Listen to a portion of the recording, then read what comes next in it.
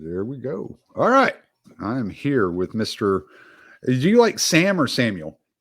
Either one's fine.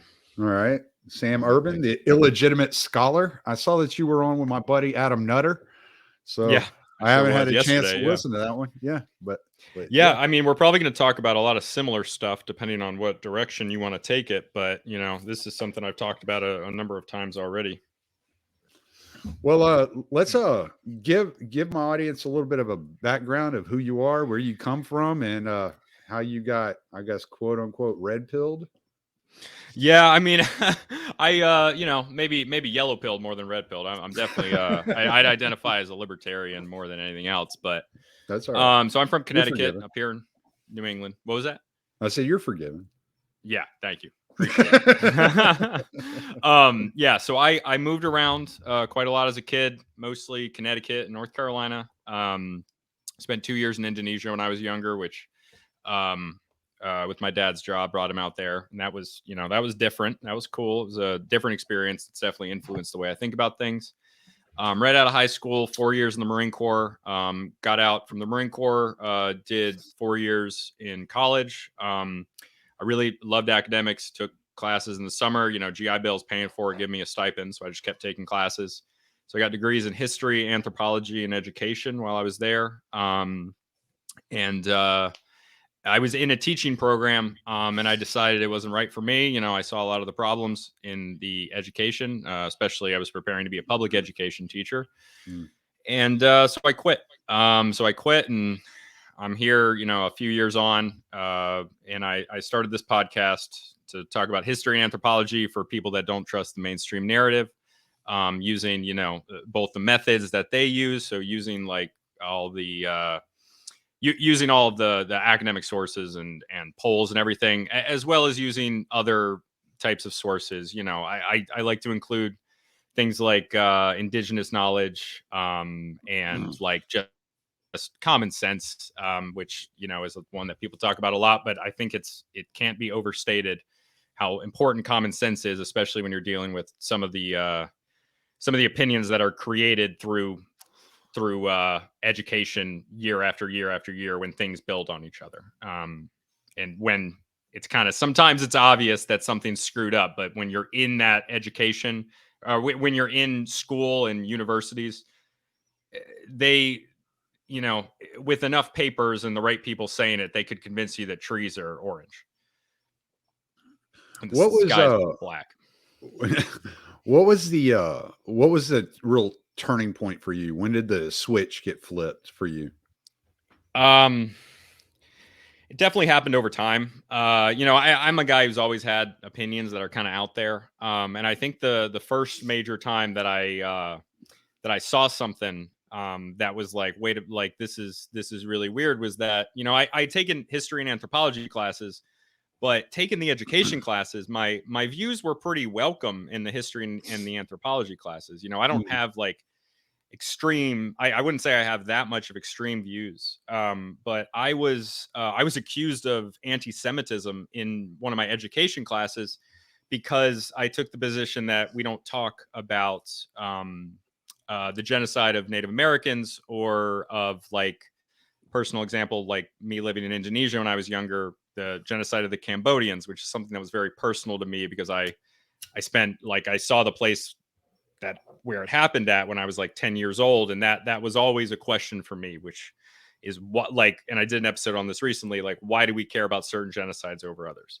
But just the fact that my professor took me and what I had said as questioning the genocide, which is absolutely not what I was doing and not something that I do. But when this happened and I realized that he was using his academic authority and his position over me to, like, really try to discredit me, and he was very antagonistic to me before then, and after then even more. And I started looking into more things, and realizing, like, how power is organized and how people like him use these institutions to expand their own views. And at the end of the day, they really don't care about Native American genocide.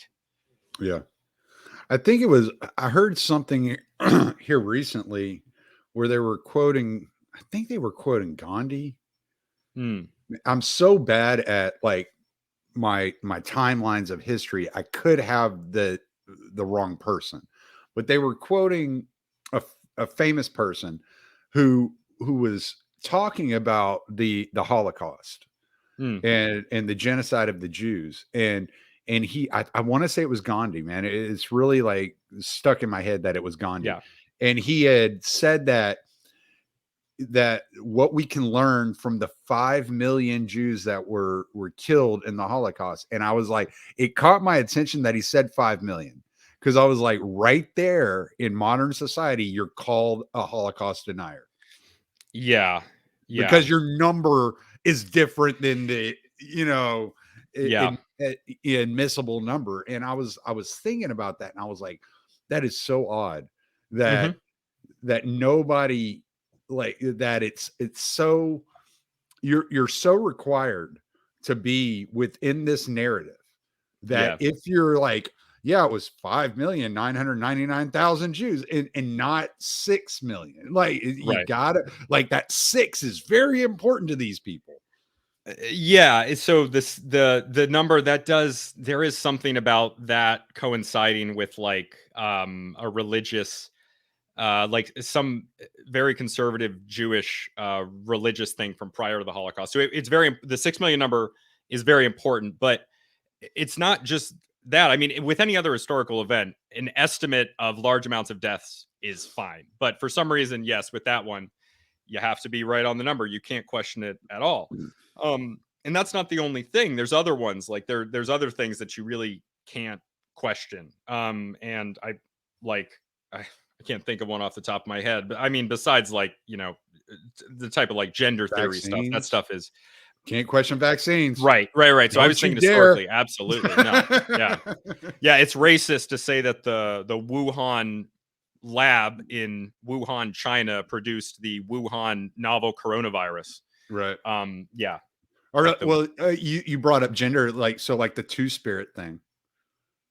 There's like this yeah. debate about this whole two spirit thing, and they're like, no, this was an invention like in the 80s or in the 70s or something like that. It never existed prior to that. Yeah, so I'm not super clear. I've heard some stuff about that, about two spirit, but like and so I have a degree in anthropology. That's the study of humans. And Mm, cultural anthropology is like what I do. And there are, in the past, there are other genders besides man and woman. The thing with those is that in all of the cases, they serve some sort of purpose to the society. So like there are cases like there's situations where in like Albania in the past, they had like a patriarchal system where a man has to be in charge of like a whole family. Like there's a man in charge who's the patriarch of the whole family of like all like 70, 80 people, or however many are in the extended family. And there are situations where in their clan violence, like the entire male line of a family is killed. And in those cases, they have this gender, this other gender where a woman can adopt male mannerisms and male clothing, and she can become the patriarch of the family. And that's a way of getting around that rule. mm, But in cases like that, and I could discuss a few others, there's always some sort of societal purpose to creating that other gender. It always serves the culture because generally what happens with culture is that cultures are created in a way that serves the human and the physical environment that people live in. mm, So in their culture, they needed this other gender so that this woman could assume the role of a patriarch, and they needed to find a way that fit into their culture. Whereas today, and I'm of the mind that I will call somebody whatever pronouns they want to be called. I'll do it. But I have there is a difference with the gender stuff that we have today, because it doesn't seem like it's been created in a sense to help the culture. If anything, it's been created to harm it. Um, and there's no like, I'm sure you've seen What Is a Woman. There's no shared understanding within a culture of what these terms really mean and what kind of roles they have.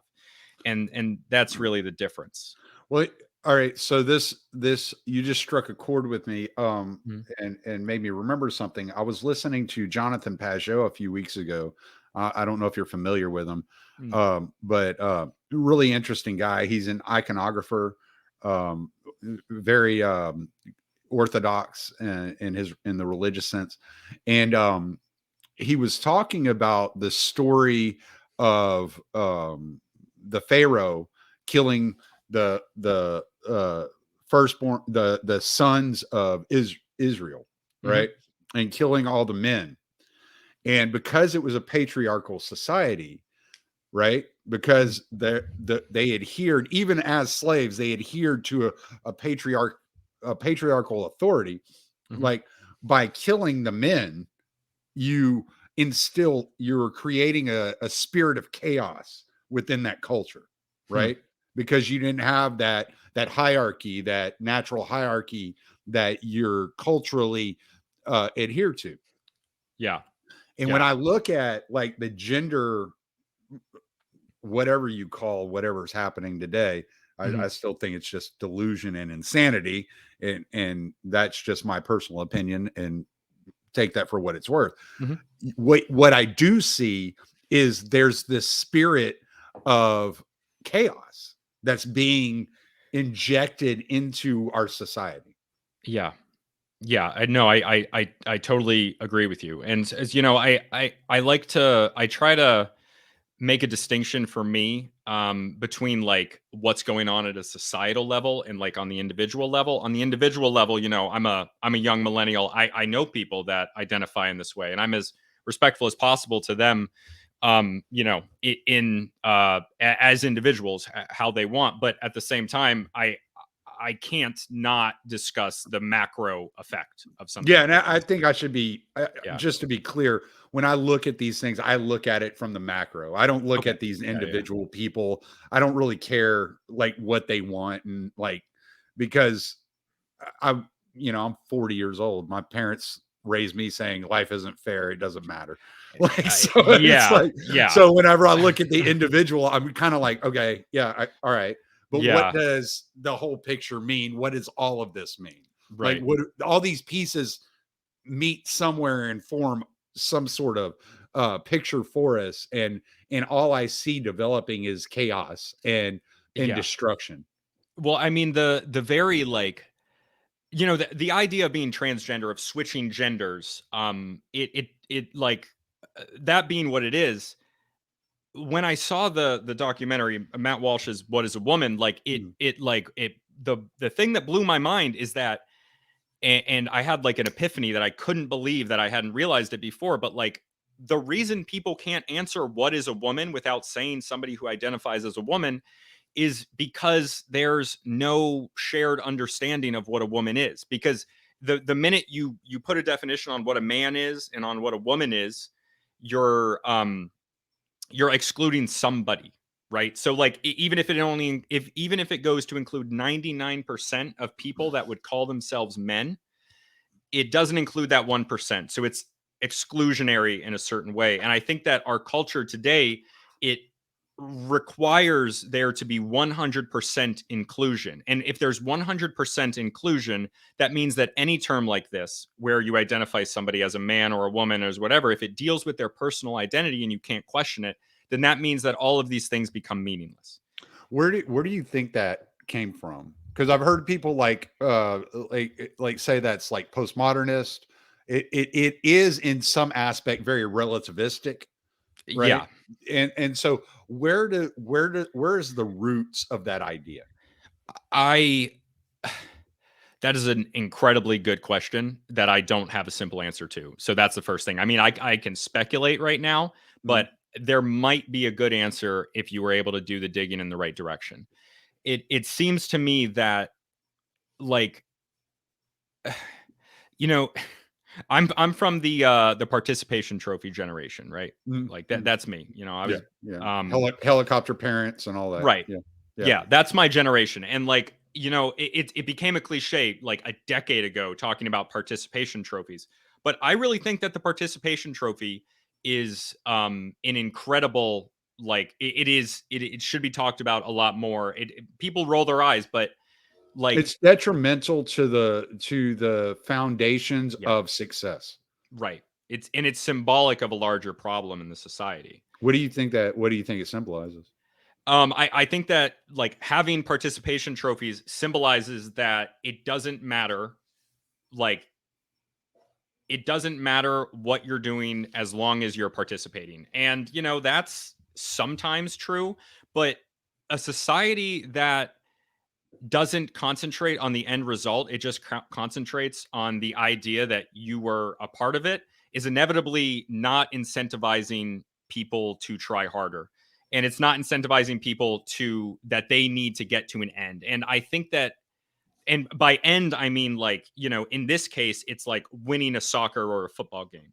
But Mm, in the case of a society, you could not have the attitude of participation trophies in the 1700s, or we'll say 1600s in Connecticut, because every day you're fighting in annihilation war. Not every day, but there are times when you're fighting in an annihilation war with local Native Americans. well, So or you're starving to death. right, Just exactly. Not even participating Native doesn't mean, Americans. Yeah, yeah, just participating in the activities does not right. mean you're going to survive. If you're living in a society where if you don't go out in the rain and harvest your grain before the rain ruins your harvest, then you and your family are going to die. Participation does not matter in that case. You and everything that you love will be destroyed. But in a country in the 1990s into the 2000s, when it's okay, it's fine if you don't, if you don't like accomplish something, like it's okay to just participate, just go out there and have fun and try your best. That's great, but that doesn't that like you shouldn't. But giving someone a ribbon for participating in that teaches them that all they have to do is show up. And that's Mm, just not true. But if you're living in a society where it is true that all you have to do is show up, and you can basically get a nothing job like we have today, there's been books written about nothing jobs, yeah. when it doesn't really matter what you produce because your society is based on, like, the Federal Reserve and American empire being pushed out overseas, and you're living off of like the things that have been created by this giant capitalist system, then yes, it's a situation where it really doesn't matter because you're not at risk of dying, Mm. because you can, it's easy to get food. We have a surplus of calories and all these things. So it's symbolic of the times that we live in and how easy our lives are to live, but that's all artificial, right? I just recorded right before we got on here with my friend Courtney Turner. I don't know if you Mhm. know the Courtney Turner podcast. I She's don't know. very good. You Okay. should definitely check her out. And I will write Um, it down. yeah, and we were talking about 15-minute cities and just the movement of the transhumanist movement, the geofencing, all these things, and something clicked within me, and it, as the conversation progressed, it kind of leads into some of what we're talking about here with the participation trophies. So let me run this by you. Let me just get your Mhm. feel on this, because you've studied like the human species, the cultures, Yeah. and the way these things operate. So I brought up with her the Jordan Peterson phenomenon. And I was like, it doesn't matter what you think of Jordan Peterson as a person, as an individual, it does not matter. What I learned watching the Jordan Peterson phenomenon is there is a subsection of young men who want nothing more than to grab responsibility and feel that fulfillment of responsibility.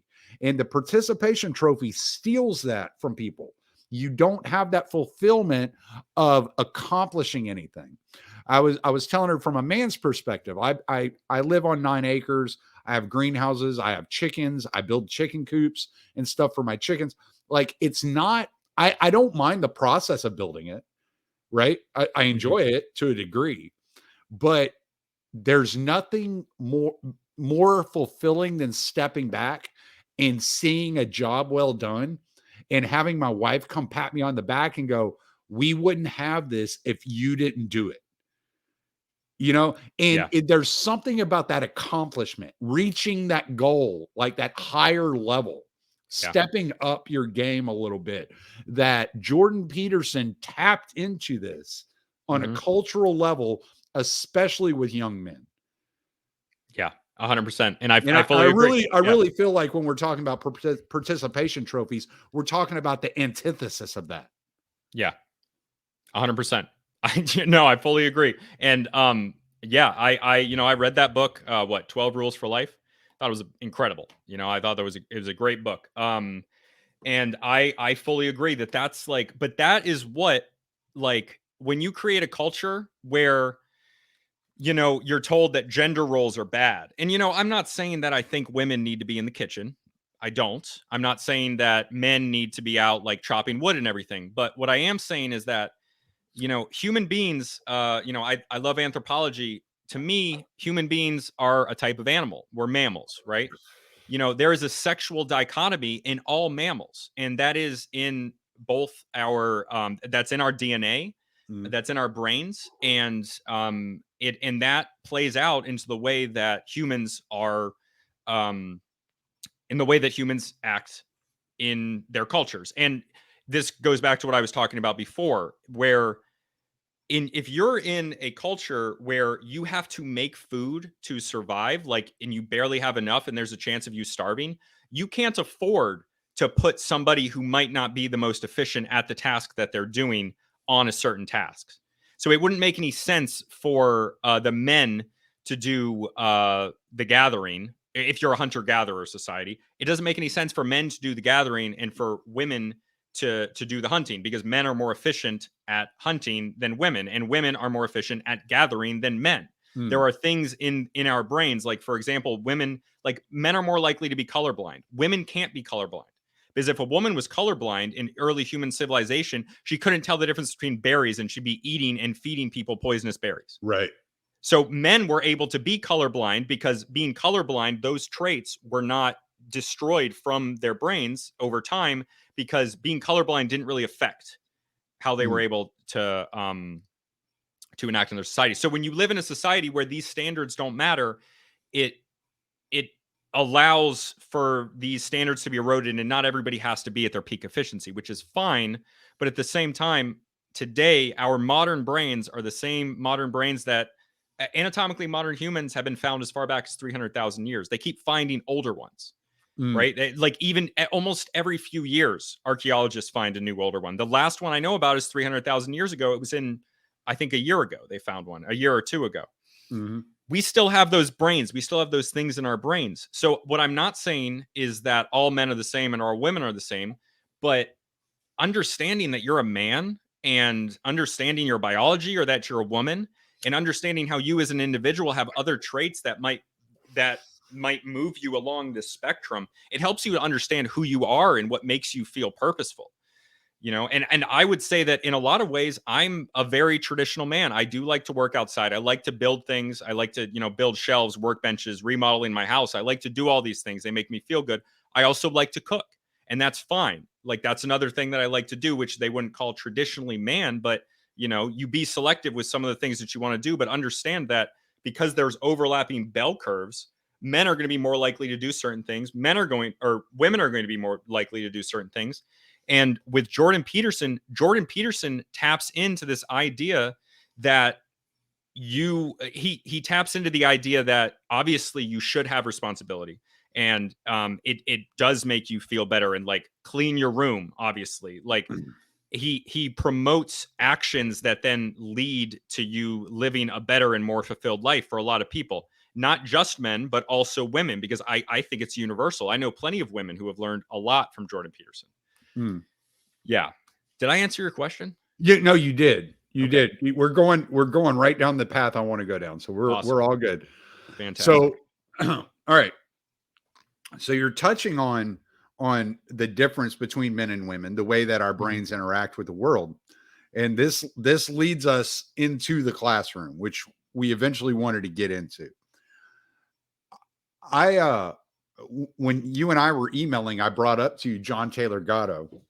And one of the things he used to do was he would take like his problem students, which seemed to always be males, that were having issues sitting still in a classroom for 8 hours and Yeah, focusing on that the was front of me. the class, and they were wanting to be active.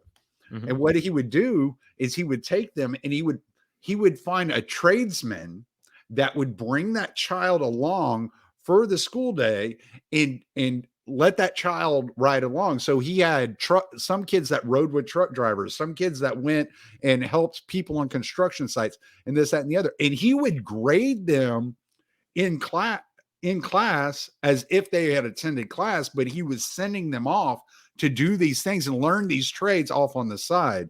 And one of the things I asked Richard Grove when I interviewed him about John Taylor Gatto, I was like, I want to hear back from these kids and how that experience, that learning experience, changed their life and moved them in a different direction. There's something about the classroom that is not designed for men, and we can see this drastically in the GPA of males Yeah. going through school, and how there's this constant decline of a male GPA compared to female GPA, and how women are basically the majority of the students in university because it does not adhere itself to the biological tendencies of men. Yeah. Yeah, and that's true. It's over the last few years, it's gotten worse. That it's like 55, about 55% of students at universities are women. Yeah. Um, yeah. So it's again, it's like it's one of the it's that overlapping bell curve, right? It's like there are women who, or girls, I should say, that have trouble in school for that same reason, and there are boys that do just fine. I was one of those boys that couldn't sit still. I still Right. can't sit still. I'm sitting down in my spot right now, but I got a walking treadmill desk over there. That's where I do most of my work. When I record, I sit down, but it's And you it's still haven't been still 1 second since we started talking. absolutely Like not. it's Never just have been in 28 years. right. Yeah. Yeah. It's always moving around. So it's like, and that is more likely to be for boys. And so that brings me, we can go back, and if you want to go back in time and talk about what happened in the early 1900s that maybe created schools the way that they are right now. Well, we can. Yeah, let's do that. Let's get into that. That's one of the interesting things. Now, I watched one of your more recent episodes where you did bring up Prussia in the episode. And the interesting Yeah. thing about Prussia, I don't know if you ran into this whenever you were doing your research, but the way that the Prussian education system was created was Prussia was having an issue with military men running from battle. And so they had to figure out, how do we instill in them that they should die for the country? So they created the school system in order to manufacture soldiers. Yeah. And that's what this is for. It is an Right. assembly line to push out good little citizens to act in adherence to the state. Right.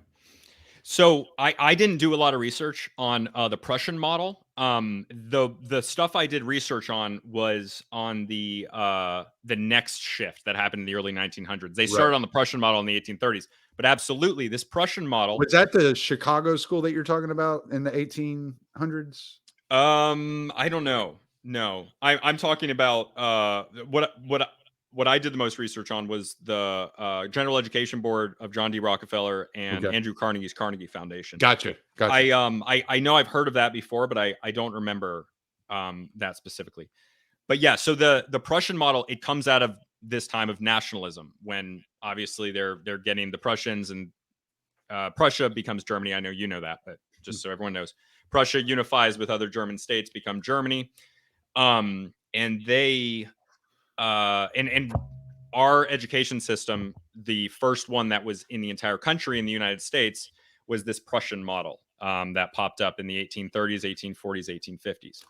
But what happens is a little bit later, in the early 1900s, for similar reasons, because education, like all things that are socially constructed, created by governments or created in more primitive societies from the bottom up, they are culturally informed. So they work in, they either serve a need or they come out of like the human and the physical environment. So what happens in the 1900s is that, like you were describing this issue where the Prussians, they had men running in battle. Uh, Carnegie and Rockefeller and also Ford, but I have quotes mostly from Rockefeller. Mm. They saw a problem that these people, like in New England where I live, they did have public schools. They had them since like the 1600s, but it wasn't countrywide. You know, people were going to school until like 6th grade in a lot of other parts of the country. A lot of them were farmers, you know, as a lot of people were in the 1800s, and the people working in agriculture kept dropping during that time. And what Carnegie and Ford and Rockefeller found was that these people were not really inclined to work at their factories. These were rural people who didn't go through school. So what happens is that they design the new school system and they expand between 1890, when only 10% of 14 to 17-year-olds attended high school. And these were mostly people who would become professionals. They were going to university after that. Only 10% of 14 to 17-year-olds went to high school in 1890. By 1940, it's 70%. They are strictly in charge, and they are to blame for creating mandatory schooling in the US and making universal high school, which they present as a good thing. But I have quotes that essentially prove that they did this to create docile factory workers who were more inclined to work in their factories. Yeah. So would you like to hear one? Yeah, go ahead, man. Yeah. John D. Rockefeller himself said, I don't want a nation of workers, or I don't want a nation of thinkers. I want a nation of workers. He said that in like 1909.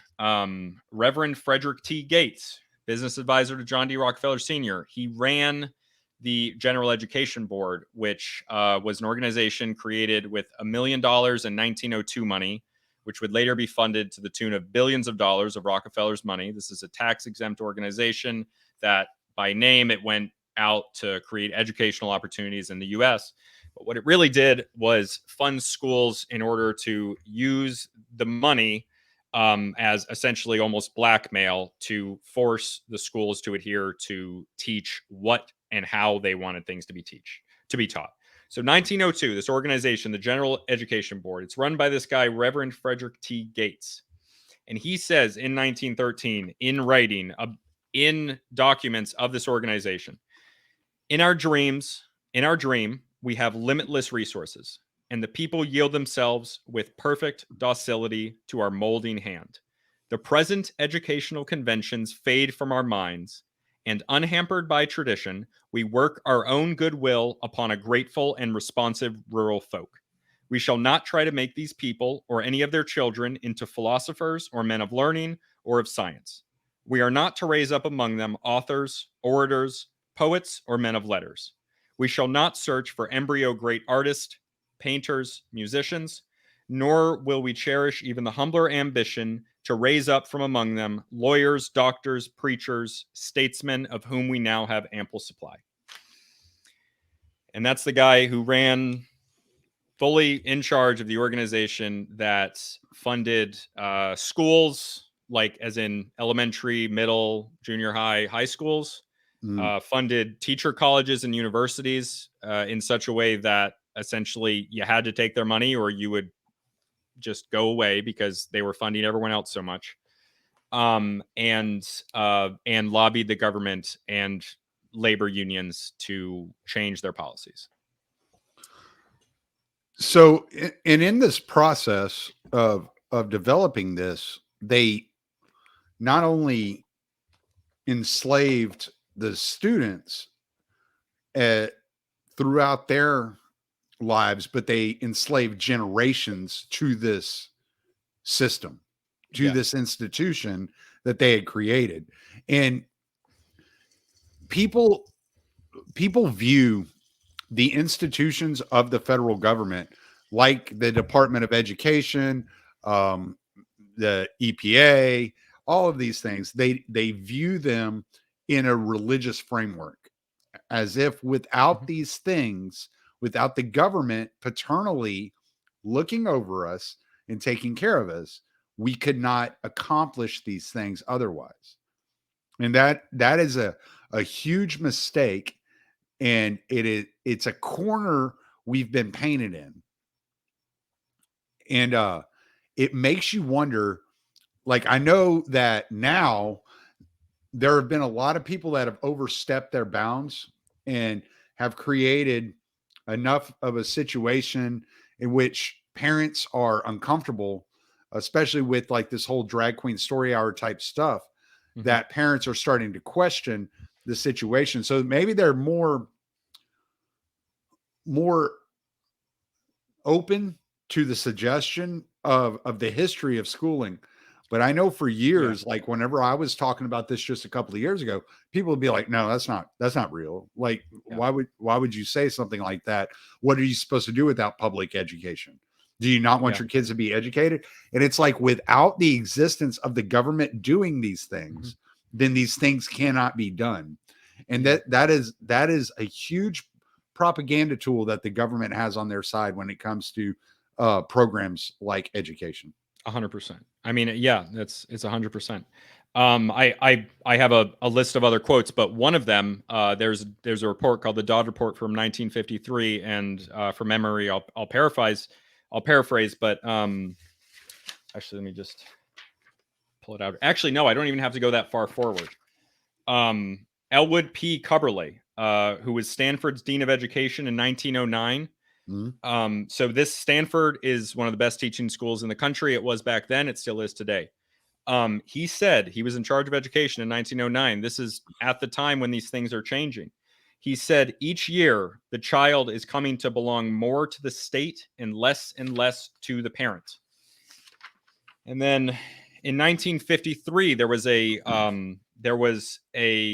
report done. It was a congressional inquiry into the influence of organizations like the Carnegie Foundation and the Rockefeller and the General Education Board. And they found, and this is in a Senate or a Congress report from 1953, they found that these organizations had done this: directing education in the United States towards an international viewpoint and discrediting the traditions to which it formerly had been dedicated, decreasing the dependency of education upon the resources of the local community and freeing it from many of the natural safeguards inherent in this American tradition, changing both school and college curricula to the point where they sometimes denied the principles underlying the American way of life. And this is the one I was thinking of, and most importantly, financing experiments designed to determine the most effective means by which education could be pressed into service of a political nature. So, of course, yeah, mandatory schooling is necessary when you want almost the entire population to be taught in the method of education that you, as the government and in coalition with, in crony capitalism with the large capitalists like Rockefeller, capitalists in the sense that they are the ones with the capital, not capitalists as in people who hold that ideology. They are, controlling the narrative and controlling the way in which people talk about information, which leads to their authority not being questioned in any significant way. Yeah, it was. I believe it was William Casey, who was the CIA director under Ronald Reagan, who had said, "We know that our disinformation campaign is complete when everything the American people believe is false." And Yeah. so, when I look at, see, here's where kind of I differ from a lot of people the way I view these things. When I look at the education system and the institutionalization of the education system, I look at it the exact same way I would look at Operation Mockingbird or MK Ultra, right? Yeah. So this is a path in which they can learn to control people's minds. Mm-hmm. And it's a petri dish that they are experimenting on your children. And your children are just a genome. If you read, which is something I do a lot, if you read the writings of the elites, they speak about citizens, about um, the normal everyday person as animals. Um, Klaus Schwab and Yuval Noah Harari specifically classify the citizen as little more than a house trained pet. Mm-hmm. Okay. So Yeah. if you know going into this that you were pushing your children into a system run by people that look at your child as little better than a house trained pet, then you will at least, at the very least, pay attention to what they are learning. And unfortunately for the powers that be, COVID forced us into a situation where parents were actually having to pay more attention to the learning experiment that was going on with their child's mind. Yeah. And I don't think they thought it would backfire in the way that it did. Yeah. I mean, you're seeing school choice being passed in a bunch of red states right now. I hope it starts to spread to the blue, but yeah, we'll see. We'll see. You know, generally am not very I'm generally not very optimistic, I guess, about our ability to go up against to go up against like an authoritarian government, especially with them and also giant corporations that they're in bed with hiring the best psychologists in the world. But you know, they're not. They don't know everything, so we'll see. Well, a big problem that that modern people fall into, uh in which leads to a high amount of pessimism, is they don't understand, they don't see a path to beating them, to beating the system, Hmm. right? They see this system as laid out before them. It's the system that you grew up in, it's the system I grew up in. It's been constantly moving in one direction, Yeah, and it feels hopeless to move it back the other direction. All right. yeah. What would be the strategy in order to move that system back in the opposite direction, to push it back in the opposite direction? Are you in the opposite direction? Are you talking about like with authoritarianism specifically? Yeah, move Yeah. it away from the authoritarian kind of brainwash model that we live in today. How would you go about doing that? Yeah, so you know, I view it kind of as a feedback loop that you the culture culture being the ways that people interact with the world. It's a combination of religion, ideology, all kinds of ways of thinking. Like the culture forms around like the way that people interact with the world, and the way that people interact with the world forms around the culture. So what I see right now, and honestly, like a lot of liberty-minded individuals, seeing the create like what was accepted during the COVID lockdown Mhm, was very disheartening. Like mhm. I didn't think that a country like Australia would shut down the way that it did and be locking people in hotels. And you know, I didn't think that something like that would happen. I didn't think that Justin Trudeau, the Prime Minister of Canada right there, was going to be like locking people out of their bank accounts. I didn't think that Americans would allow themselves to be locked down the way that they did, and have their businesses destroyed while large corporations increase their profits to ever increasing sizes. I didn't think any of that would happen. Um, but at the same time, there's also there's like lagging indicators. So there's all this stuff happened, and right now it might seem like it's going in the wrong direction still, but at the same time, almost everything tends to work in cycles of up and down over different periods of time. So what might be happening right now is this younger generation, and what you've seen over the last few years is people becoming slightly more socially conservative. I think it's hard to get an entire like it's hard to really tell, but it seems like there's starting to be a little bit of pushback towards this, and it kind of acts like a slingshot. You know, like it overcorrects too far and it comes back around.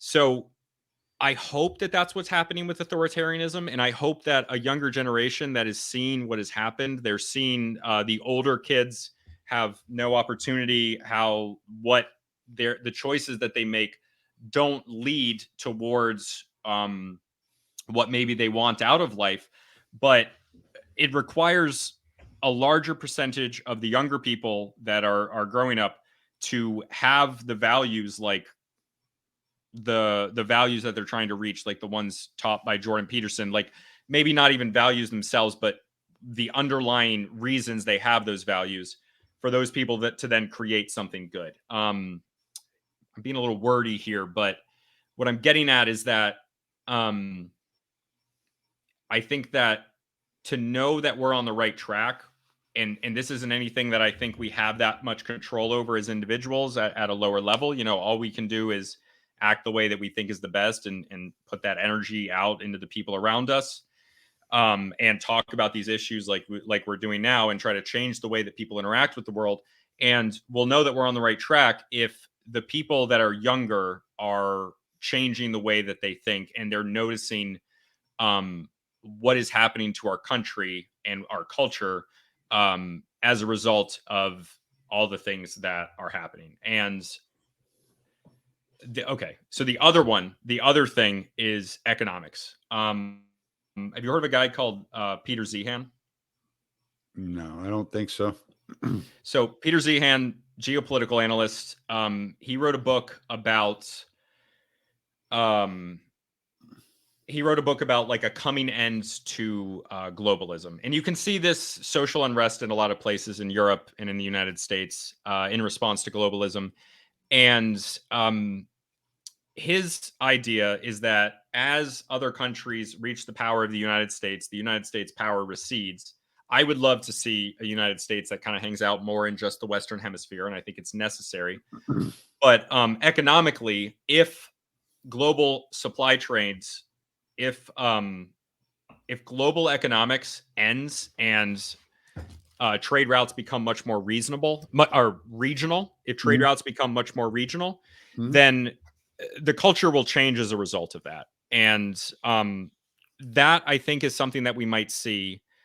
And what we're coming to is another banking collapse. And what happens after this, if we get some sort of Great Depression now that comes out of this, then I don't know what will happen afterwards, but it's going to be a huge change, and hopefully it will be for the better. Okay. There's a lot there. And yeah, probably too much there. Sorry. No, it's fine. It's here's the thing. And I'm not saying this as an insult to you. You're a smart dude. And I agree with almost everything you said there. Right. The problem is there's an underlying issue that nobody wants to talk about from a libertarian standpoint. And the libertarians are so reluctant to have this conversation that it actually hurts their movement and their ability to move forward. I cannot wait to hear what you have to say. Honestly, I'm truly excited. When I talk to my friends that are my age, and I ask them, why did you not have children? And they tell me, why would I want to bring children into a world this horrible? I respond to them, how do we change the world if we're not reproducing our own thought processes? You're giving control to other people. The simple answer of how you turn this all around, which we've already discussed, started in the 1800s. They didn't do this overnight. This has been going on for a long time. How do we reverse this? There's a saying, liberals don't have children, they have yours. They bring them into their indoctrination centers, their schools. They teach them their way of thinking. They set them off in the world, and you end up with drag queen story hour on every corner. How do you reverse that? You bring children into the world. You teach them your principles, your philosophy, your ideals, and you reproduce yourself fivefold, sixfold, tenfold, and set them loose in the world to do the exact same thing, you take it all back. You take it all back by reproducing your thought pattern. How do you reproduce your thought pattern? You have children. You don't go grab some random kid off the street, shake him until he believes you, right? You have your own children. You raise them and breed them to live out these principles in their own lives, and it spreads that way. You don't lead by talking people to death. You lead by example. Yeah. No, I love that. I think you're totally right. And I want to do that myself. Yeah. No, I wanted to touch on that though, because it is very, it's almost taboo in the libertarian space to have this conversation. Oh, not for me. No, dude, go out and shit out as many kids as you can. Yeah. Because that's who's going to carry on your legacy. Like, no matter how many thousands of people I reach by talking on my podcast, I do this podcast for my kids, not for anybody else. I've said it several times in my podcast. I started podcasting so that when I die, there's a record. My kids can go back and I was thinking about it the other day, it brought tears to my eyes, man. I was like, if I die, I know my uncle, I have two uncles that died in their 40s from cancer. And there was nothing left of them for their wives. Yeah. I remember reading a story one time about a man who died, and his wife paid his cell phone bill every month so she could call his cell phone and hear his voice on his voicemail, just so she could have that to cling on to. If I die, my wife has over 300 episodes of my conversations to go listen to. Yeah. What am I doing this for? I don't do this for the audience, for the fame, for the glory, I'm interested in having conversations I'm interested in having. If people wake up because of it, fine, but I don't do it to wake people up. I do it because I'm leaving something for my children, for my wife, for whoever, my grandkids behind me. They have that. These are the conversations that my grandpa was interested in having. These are the topics he was talking about. All these books, I don't buy these books necessarily for myself. I could read all this stuff or listen to it online audiobook. I have it as a record. So if Fahrenheit 451 comes true and books are being banned, there's somewhere for my children to find a library of all kinds of different thoughts, right? And ideas. And there's that there. Like, I'm speaking to generations beyond generations through what I'm doing. And it's for my lineage. And I'm very much focused on my 5 children. What am I leaving to them? What am I doing for them? What have they learned from me? How are they moving forward in the world? And what is it that I have taught them, and how is that spreading? And it's going to spread through the genes. It's going to spread through the lineage. Yeah. I'm with you 100%. Seriously. I love that. I've not thought about it in that way at all. Obviously I want kids. But yeah, that's incredible. I love that.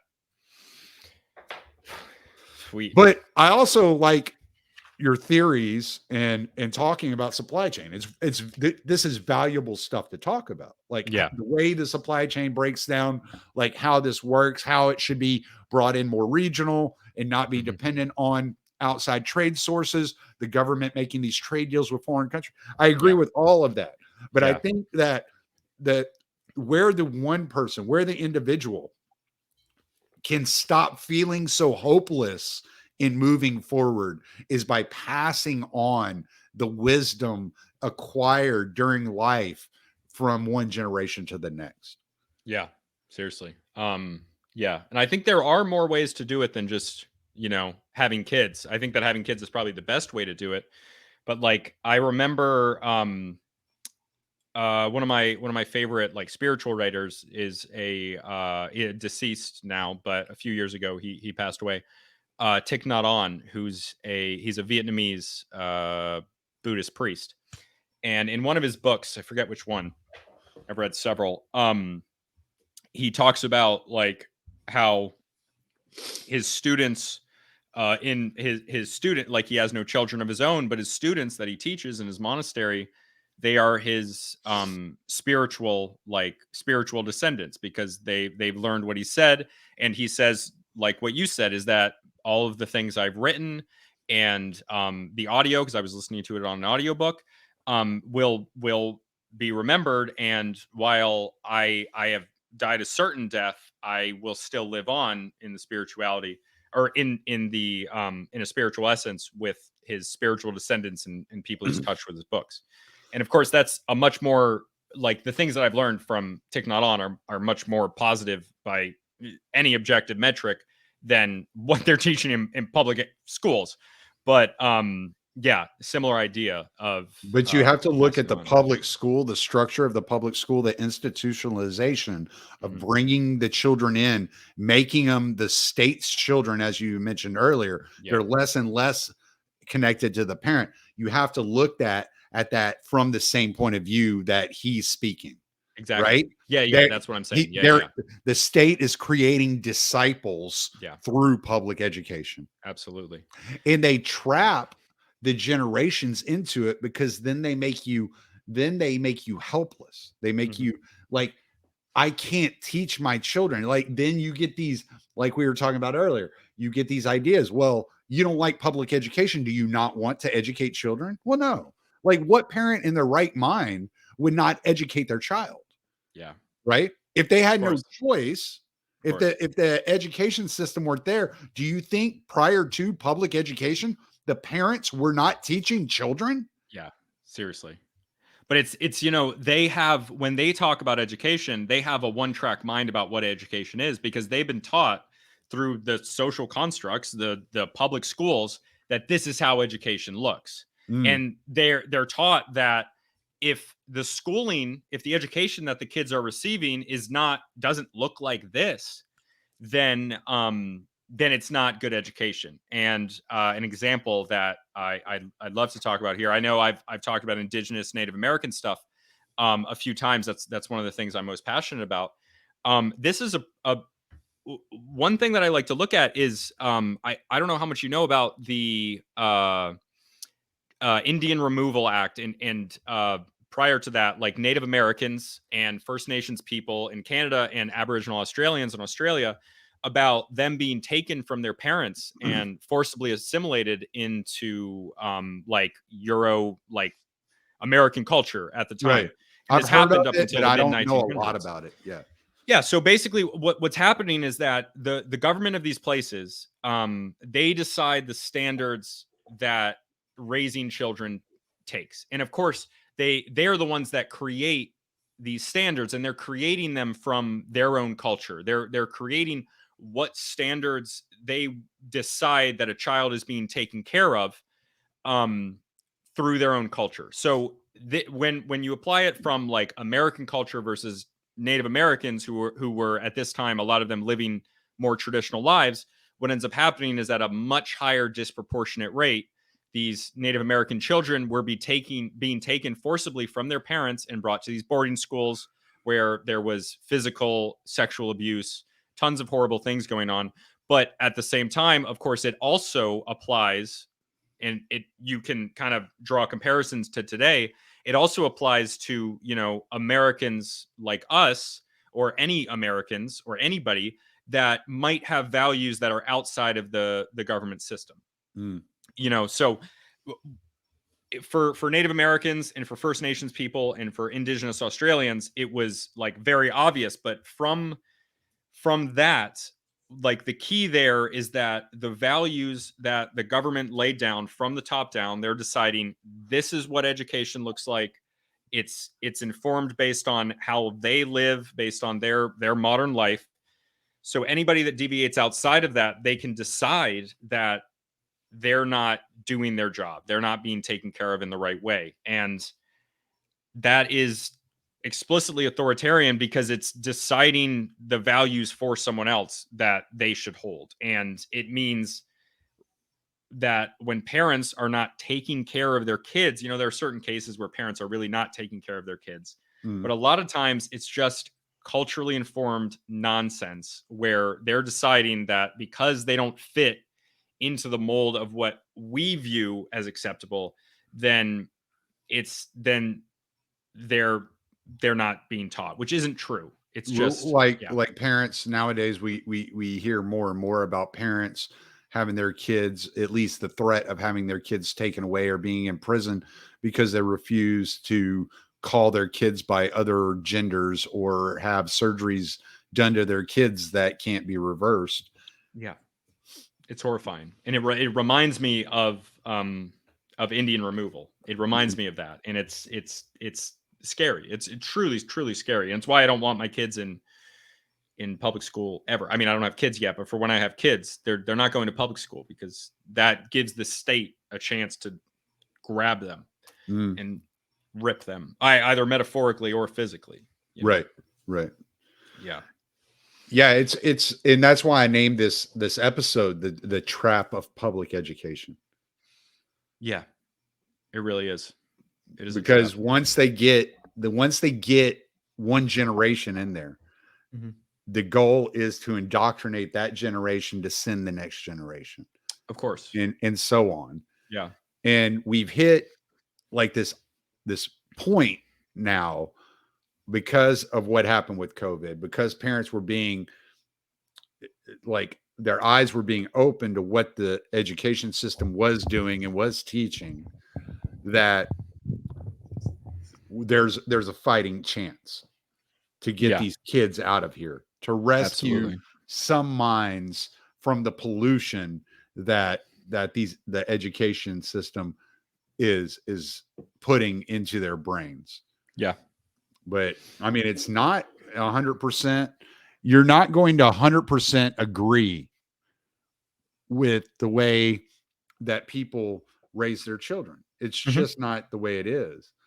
But it's probably a much better system to allow for parents to decide how the children are raised than it is for the state to decide. Absolutely. Yeah. And people, if you give people options, they will make the best option for themselves. And if you allow people, like, I've heard arguments, because I get in these arguments with people on Twitter and stuff, trying to make sense of it. And don't do that.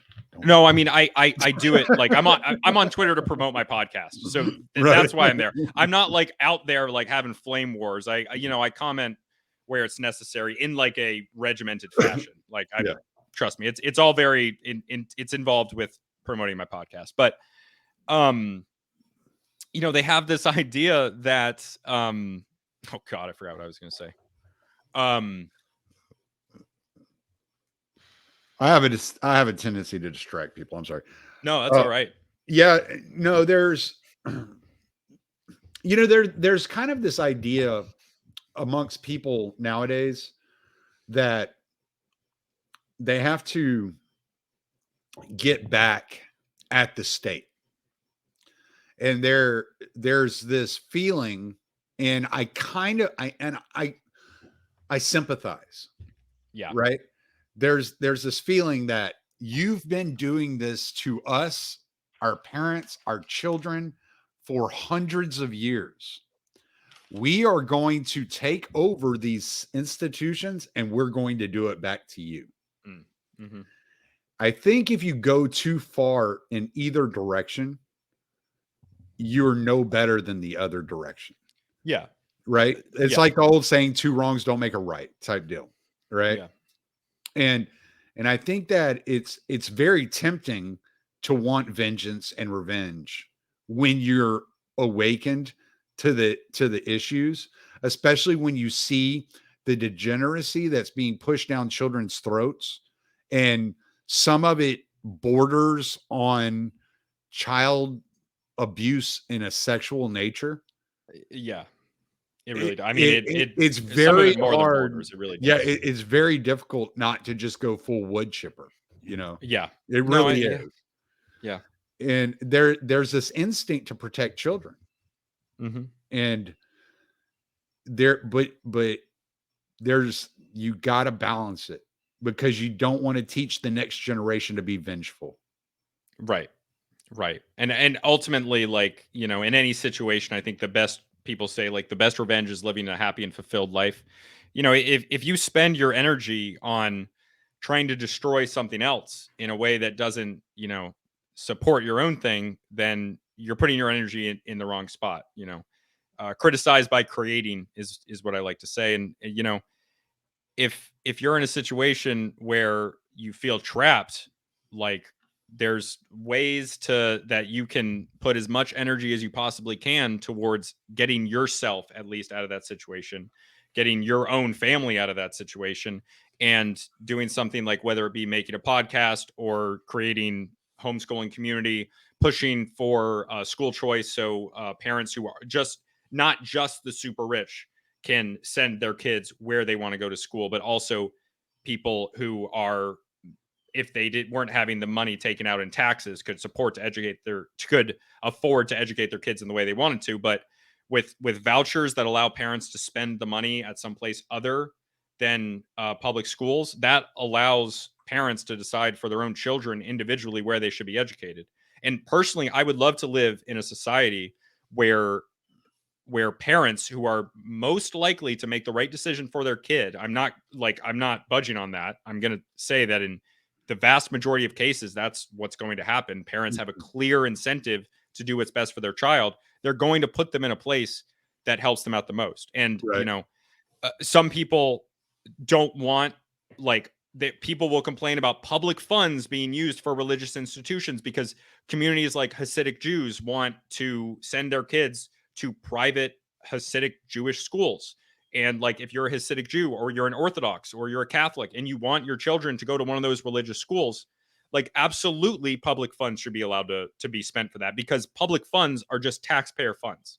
Even Right. just calling them public funds, it implies that they belong to the government, but they're supposed to belong to the taxpayer, and they're supposed to belong to the society as a whole. But public schools do not serve society as a whole. They serve the teachers union, and they serve the people that fund them, and they serve the teachers who have been taught in through institutions that were created and funded with all of this money from the Rockefellers and the Carnegies. So it's parents will make the best choice for their kids. And it's not just religious schools. It could be a charter school. It could be it could be homeschooling. It could be any of these different programs, especially today when there's so many online programs where, kids can then spend time traveling or being outside or doing any sorts of things and probably be learning more efficiently. Because school sitting down, like, it's never the most efficient. There's so much downtime. Kids are sitting there, they're screwing around. They're not, like, you could probably teach a kid on your own in about 2.5 hours what they get taught in 8 hours of school. You could get that shit done in the morning, and then in the afternoon you could go mount TVs with Geek Squad or something. Learn something real. Yeah. Go cut down a tree. Go do something that matters. Do something that makes you feel good. Experience more things, and figure out what you like those kids that you were discussing earlier that are going on these ride-alongs. Mm. God. Well, and what people have to understand when it comes to this, like, spirit of vengeance, again, I understand where you're coming from. I don't I'm not against you on a personal level, but I think what people need to realize is whatever occupies your mind enslaves you. And if your mind is occupied with revenge or bitterness or hate towards a group, that group has enslaved you. Yeah. And so your best bet is focusing on what little you can do on an individual level and not worried so much about the macro level. Yeah. Like, if every individual did what they could do to better their own lives and the lives of their own children and their immediate influence circle, then on a macro level, it would take care of itself. Absolutely, it would. Yeah. Yeah. That's where that slogan, which I think, is sometimes used in ways that I don't like, but I really love the slogan, like, think globally, act locally. And I don't think about it, think globally as like a lot of people who are definitely in line with globalism, which I'm completely opposed to, say think globally, but when I say think globally, I'm thinking more about globally metaphorically, as in like think about the bigger picture. Yeah. But act locally, Yeah. Yeah. Yeah. Well, the only thing, the unfortunate reality of the situation, and I always say this kind of tongue in cheek, but I mean it. Mhm. The unfortunate thing is you can only control yourself. The fortunate thing Yeah. is you can only control yourself. Yeah. So, I mean, Seriously. it's and what I mean by that, a lot of people kind of laugh at it because I say it, but it's unfortunate because you see what's happening, and you can see, like, let's just take the war in Ukraine.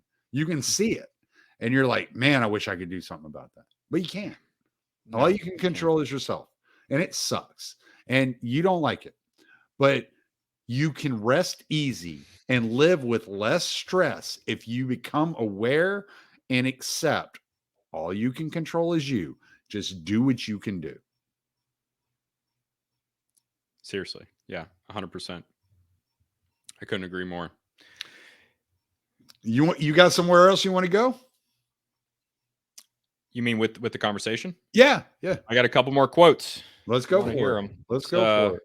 I'm not couple going to more. keep you too much longer. It's a little. We're over an hour now, but Yeah, your episodes are. I've listened to a few of your episodes. They're usually about an hour and a half, right? usually Seems about like. an hour. Sometimes they go hour and a half. Sometimes 2 hours. Oh, okay, okay. I'm not. I'm pretty flexible. I'm just kind of like, Sweet. let's see what happens. Yeah, so I think we've had a great conversation. Then actually, if you want to put a pin in it, I got a great, a pretty long quote here that I think is written pretty well. This Go is for it. Yeah. So 1970, a guy named Alvin Toffler, he wrote this book called Future Shock. Yeah, Future Shock. So, like, we talked about education today. We talked about, like the cultural impact of education. So this is what I'm going to leave you with. And this is somebody in 1970 who, at the end of like all this stuff had really been changed already. So it's 1970. And he writes this mass education was the ingenious machine constructed by industrialism to produce the kind of adults it needed. The problem was inordinately complex: how to pre adapt children for a new world, a world of repetitive,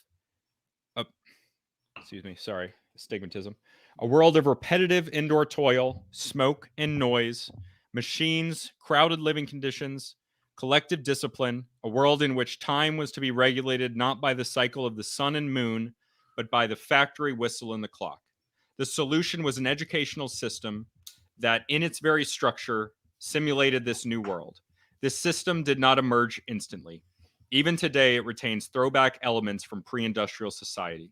Yet the whole idea of assembling masses of students, raw material, to be processed by teachers, workers, in a centrally located school, factory, was a stroke of industrial genius.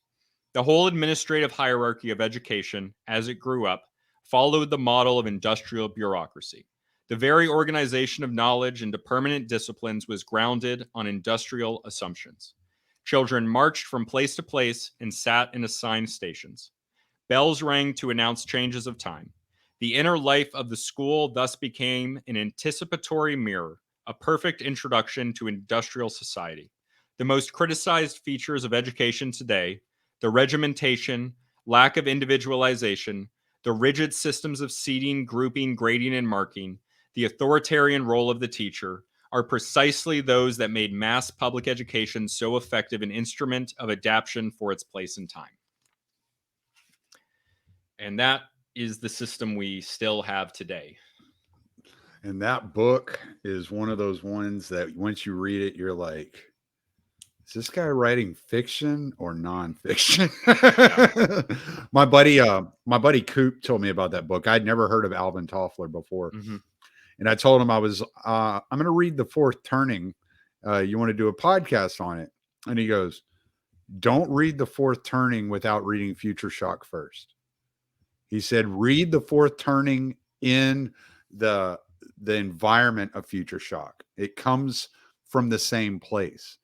So you read Future Shock to prepare you for The Fourth Turning, because then you will see how our society is reacting in the turning. So Okay. if you want an interesting project, you read Future Shock Okay. again, because obviously you've read it, I haven't read the whole thing. but read it and then read the fourth turning from that framing. Okay.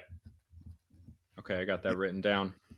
And that's one of those things that it took one of my friends who's almost damn near literally a hermit to tell me, and I went, oh Jesus. Like Yeah. it makes you look at transhumanism and AI in a completely different way. Oh God, that stuff scares the crap out of me, Oh man. man, it's Like terrifying. crazy. Absolutely terrifying. Um But hey, okay. I want you to plug whatever you want to plug. Yeah. Anytime you want to come on again and you have a subject you want to chat about, get in touch with me. We'll do this again, man. I enjoyed this thoroughly. This was a great conversation. Me too. Thank you so much. Yeah. Illegitimate Scholar, mostly a podcast. You can find me on Illegitimate Scholar on Spotify, Apple. I'll send Tommy my links if he'd be nice enough to put them in the description to link Absolutely. everybody to it. But yeah, any podcast platform, Illegitimate Scholar. It's audio forward, but I also put it on YouTube and I make like some dumb shorts on YouTube and stuff like that. Again, Illegitimate Scholar, ill_scholar on Twitter. And yeah, that's it. And I like his content. He keeps it probably under 30 minutes typically. Almost And always. animated as hell. And he's not afraid to throw out a 4-letter word, which keeps things colorful. So I really like what you're doing, man. I like your content. You're doing some good work. So just keep it up, man. Really appreciate it, man. Absolutely. I feel the same way about yours. No doubt. I'll definitely put some links in here and we'll get people sent your way. And yeah, anytime you want to come back on, you got a subject, you're like, hey, I want to roll through the subject and we can chat, whether record online or offline, whatever, man. I'm here. I'm available. So absolutely. It sounds good. I'll definitely come on again once I got something that I think you like. All right, brother. Well, I'm going to Right. end the recording right here. Okay.